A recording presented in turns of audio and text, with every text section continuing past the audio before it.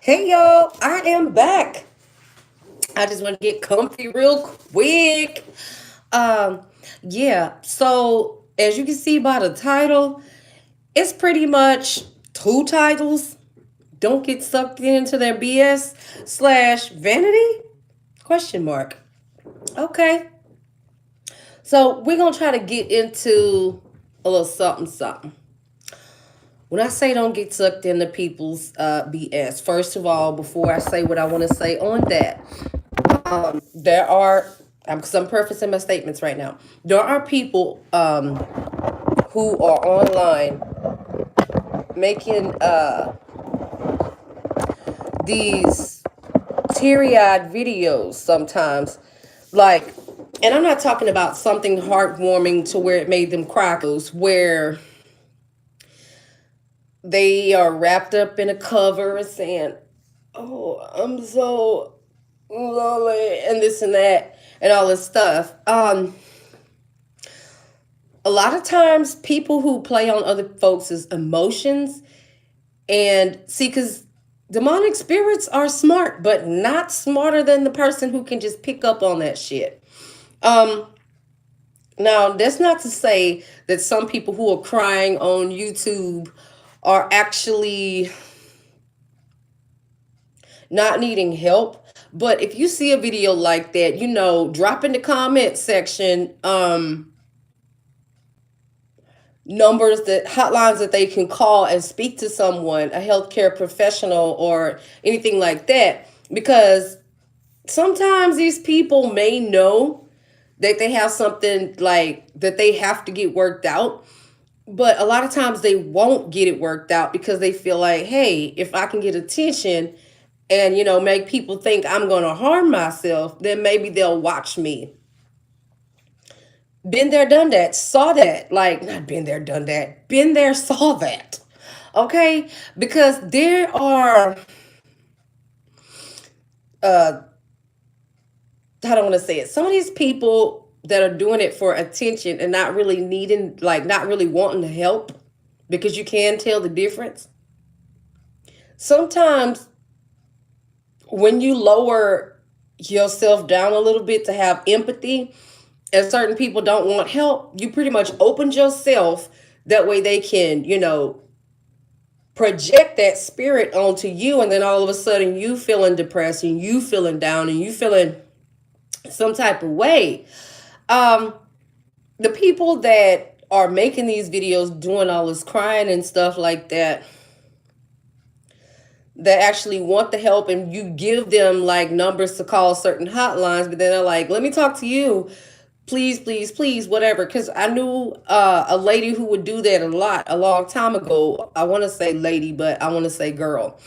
She knew, and I don't know why these types of people, I know why these people want to come at me like that. It's like, because they want to like weaken you sometimes. If a person come to me with a problem and I know the answer, I'm gonna give you the answer. If I don't know, I'm gonna direct you to somebody that can, because I don't want to give falsified information to nobody for anything if I don't know what I'm talking about. So basically, I knew a lady that used to always say, she used to call, because at work everybody has different phone numbers for different coworkers in case they need to call somebody to cover their shift. So she would say, please, can you call me at such and such time, or I'm gonna have a seizure. It's like she would like threaten people with that, if they don't talk to her, she was gonna have a seizure. And like one time she pulled that shit on somebody at work, and then she basically was like, oh, I'm gonna do it, whatever, like that. And she started like flopping around and everything. And it was like, how is it that, like, that's scary when some people get around you and say, well, if you don't like abide by what I want you to do, I'm gonna throw myself down and look like you stress me out. That's some serious stuff right there.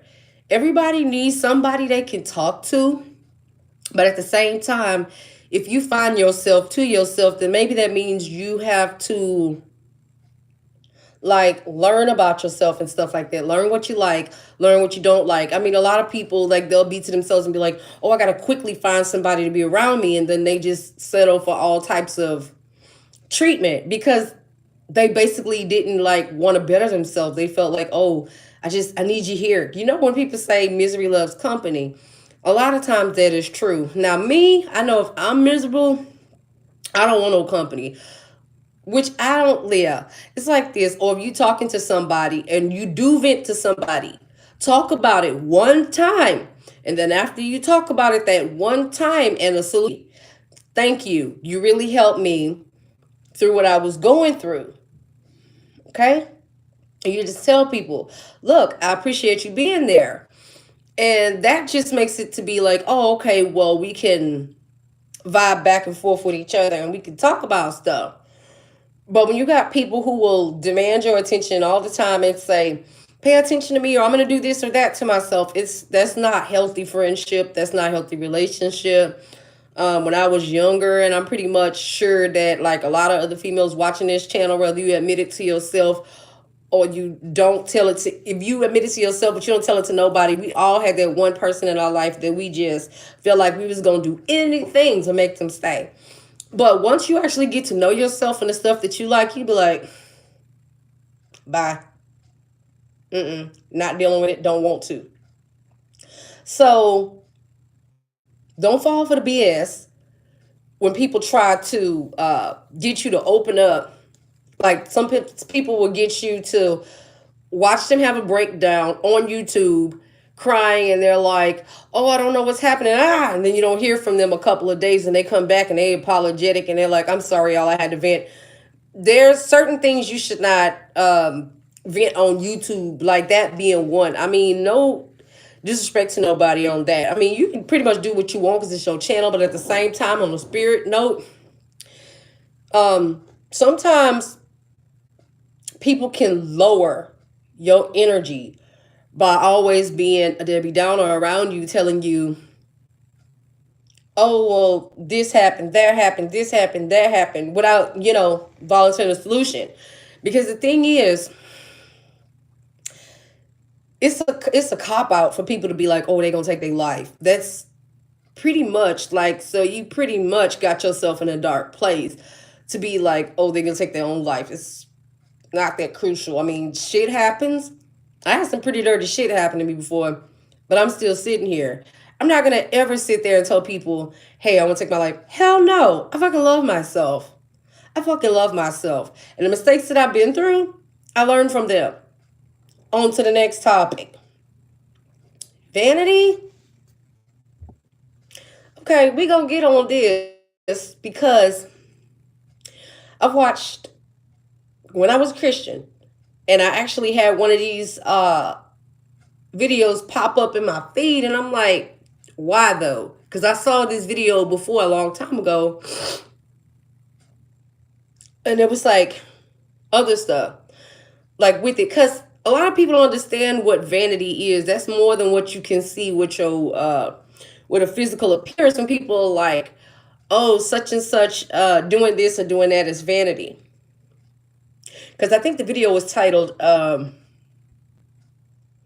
Christian Woman Went to Hell for Vanity, something like that. It's like this. When I actually sat and I thought about it, it was pretty much like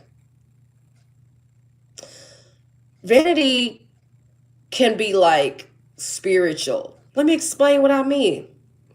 Like, say you're in church and you're looking good, you're smelling good, everything like that, and you keeping up this facade of you're holy, holy, holy. Or say the person don't even wear makeup and they at church or whatever, but vanity could be like the way you carry yourself, like, I'm higher than this, I'm higher than that, I'm higher than you, I'm better than you. That right there in itself is vanity. So a lot of Christian women, they take that, when they hear the word vanity, they think, oh, that just means the way a person look. No, it doesn't. Vanity could be like the attitude towards other people because they're not living up to what you think they should be. Like, they'll, like, in what they believe and stuff, they'll be like, Well, I'm this and I'm that, and I'm on the deacon board, the deaconess board. I'm the usher. I count the money and this and that, and I'm the treasurer of the church. And they brag about the things that they do, and it's like to put themselves on a big pedestal. Being braggadocious, that's a form of vanity. When a lot of Christian people, they don't get that. They think that vanity has a lot to do with the outside. No, it doesn't. I hate to burst some people's bubbles. I hate to burst some people's bubbles. But I actually sat there and I thought about that too before I was getting ready to make this video. Vanity has a lot to do with feeling like you better than other people, no matter what you look like. Say you could be, not aesthetically appealing in your eyes, and you could see somebody else who look better than you and you'll call them vain. The person, they can't help a feature what they born with. Now if they walking around saying, oh, I look better than you, now they interchange like things. They'd be like, vanity is on the outside, then no, it's on the inside. Like, I rarely heard people say that vanity comes from the inside, out in the attitude wise. It's nothing wrong with having confidence, but when your confidence makes other people uncomfortable and you know that it makes them uncomfortable, like they need to have a certain fakeness. Because I've seen it to where when I was a pastor's wife, I was not like the other pastors' wives. Let me explain. Because this really bothered me.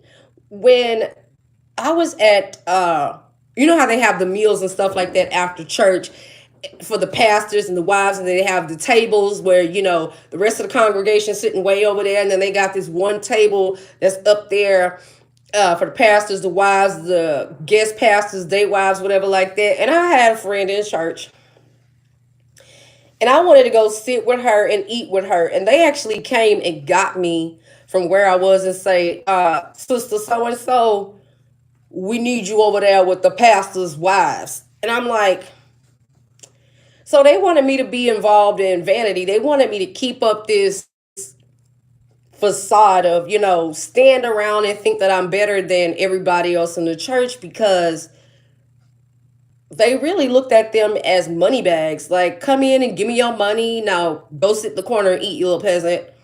Like, I thought that was BS. I like literally lost my appetite and I threw the plate in the trash. The pastor say, what's wrong? I said, must I sit over here? Why can't I talk to my friend on the choir stand? Why I can't sit over there with her? And this friend was older than me. Like, I enjoyed our talks. I enjoyed our conversation and everything like that. And she even invited us to go to Madisonville with her to visit her home church and stuff like that. And they even was like, oh, y'all can stay here, y'all can stay there. Or she'd know one of her family members like have extra room at their house, we can stay over there and stuff like that. And I just really took a liking to this person. And I didn't want to like be head held up high and stuff like that, go and sit on with the pastor's wives and stuff like that. 'Cause I felt like I didn't have nothing in common with them, because they were sitting up speaking fake. Like, every other word was, the Lord is good. I think about my life and they sitting there playing with their rings. And that was another thing. My ring was the smallest ring out of everybody else. And they made sure to point that out to me. They made sure to point that out to me. If that ain't vanity, I don't know what is. Because it wasn't about the ring. And, a lot of people say it's not about the size of the ring, it's about the size of the love. The love wasn't even fucking there. Because if it was, shit would have not happened the way it happened. But anyway, a lot of people get sucked into that life, wanting to be pastors' wives and stuff like that. Y'all don't even know what come with that. Y'all don't even know what come with that. Like, everything that you say to your pastor, not only does he tell the wife, but if the wife is gossipy, they call people they know, other people they know in the church, so the whole congregation really know your business. And you think that they smiling at you saying, hey, sister, or they shaking your hand half-assed like this. Child, if you ain't got a strong handshake and you're not shaking my hand strong to where I could feel you gripping the muscle in my hand, then we don't need to speak. Because it's a lot, shaking hands with people got a lot to do with how they feel about you, too. If they shake your hand all week and shit, I mean, don't touch me. Don't touch me. That's vanity. Had nothing to do with what the people look like. They just wanted, in that situation, the vanity was both ways. It was more or less like, you keep up this facade over here, and we're gonna talk about, talk about nothing right now and be like, oh, this and that or whatever like that, because I used to do pantries and stuff at the church too. And everybody there used to volunteer, and then if they didn't volunteer, they would go and get things or whatnot like that. But that's another story for another time. But the other person that I would like chill with in the church, like we actually talked about real stuff, because she was diabetic, and the fact that I had a couple of family members that were, and I was telling her about some kind of rice that I made, like a brown rice, and then this pureed vegetable thing that I just did because I had practiced food. I was the pastor at the time. And from now, diabetes, and went to the doctor. And they said they had three doctors come in the room. Now you just know something's up when three doctors come in the room and they stand there looking puzzled. Was like, what's going on? Be like, damn, they were like, we can't explain it, sir. But your body's starting to produce a little insulin. And it hadn't produced insulin in years. So the whole point of the matter is, when all that was said and done, I was speaking with her about, to try to help her because her diabetes got real bad and I wanted to help her as my friend, like sharing, like, talking about real life scenarios, real life stuff that's going to help each other. Not just, mumble babble about the Lord is good, and but you talking about stuff, and your husband, doing whatever they doing to you. Just like they wanted to keep up this facade of stuff, and I just don't like keeping up facades with nobody. I want to be where I'm comfortable with people enough to talk to them. And so far as the vanity thing goes too, sometimes people will, like, they won't acknowledge your they will ignore the fact that you done something to help them in secret, and they will straight up be like, oh, I did this. Not giving people credit where credit is due. That's vanity. Wanting to keep up a facade to make like you're holier than what you are. That's vanity. So when these Christian women was getting on camera crying and speaking about, they had dreams of going to hell for vanity, or the Lord told them that they were going to hell for vanity. They were being so dumb about it. They didn't even know that vanity is not about what you look like. That's like thinking of yourself higher than what you are. Not to say you're not supposed to have self-esteem, because you are supposed to have self-esteem, but you're not supposed to have it to the point where you chopping somebody else down. And that's just that. So vanity is not just on the outside. Vanity is the facades you keep up to make yourself look better than other people, like you never make a mistake. Child, we all make mistakes. Ignoring your mistakes, pretending to be perfect, that's vanity. So that's to do with pride too. Vanity and pride, they hold hands, okay? They pretty much freaking twins. And we're just going to end this video right there because I don't want to make these videos super long. I try to go for 30 minutes or under.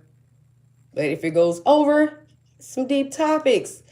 Anyway, talk to y'all another day. Bye.